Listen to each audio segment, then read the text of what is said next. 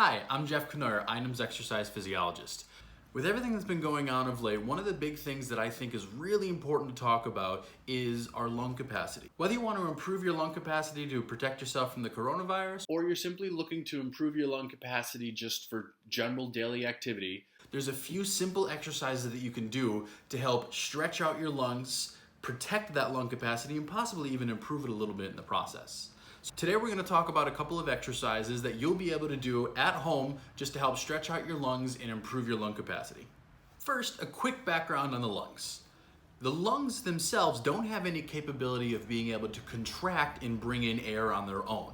The lungs themselves are essentially just balloons. They're just places for the air to go once it comes into the body. The ability to bring that air into our bodies comes from the muscles surrounding the lungs, specifically the diaphragm. When the diaphragm contracts, it opens up the chest cavity and allows more air to come into the lungs. And that's where the first exercise comes from, is controlling the diaphragm specifically. What we want to do is we want to make sure that when we breathe, we're using the diaphragm so that it opens up as much of the chest cavity as possible and as much air as possible can come into our lungs. The way that we can train ourselves to do diaphragmatic breathing is very simple. All we have to do is place one hand on our chest, one hand on our stomach just below where the ribs end. And when we breathe, we want to attempt to not let the chest rise. We don't want the hand on our chest to move. It's just the hand on our stomach that moves. So when we take a deep breath in, we want to try not to let the chest move, and we just want to try to let the lower part of our lungs move. This way we know that we're using our diaphragm in the process of breathing. I usually ask my patients to do this exercise for about 5 minutes at a time.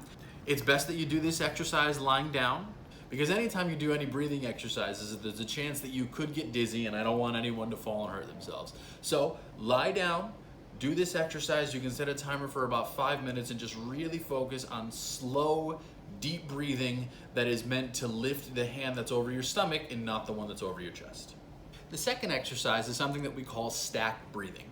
Essentially what you do is you take a series of short inhales through your nose without exhaling in between, and then you count how many inhales you can do before your lungs completely fill up. Then you hold your breath for a couple of seconds at the end, and then you slowly exhale. Something like this.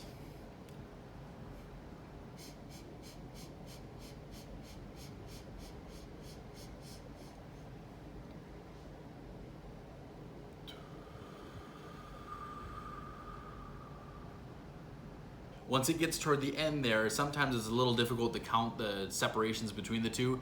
That's okay. Just make sure you're always counting consistently. The great thing about this exercise is that it's a really good, easy way for you to be able to stretch out the lungs and make sure that that lung tissue is nice and elastic. So every time you try to take an inhale, you get as much air as you possibly can in there. For the stack breathing, you can do this once, you can do this twice, even 3 or 4 times, as long as you're not feeling too dizzy in between. Again, there's always a risk of some level of dizziness when you're doing these breathing exercises. You do this in a seated or a lying position so that you're somewhere safe. And that's it.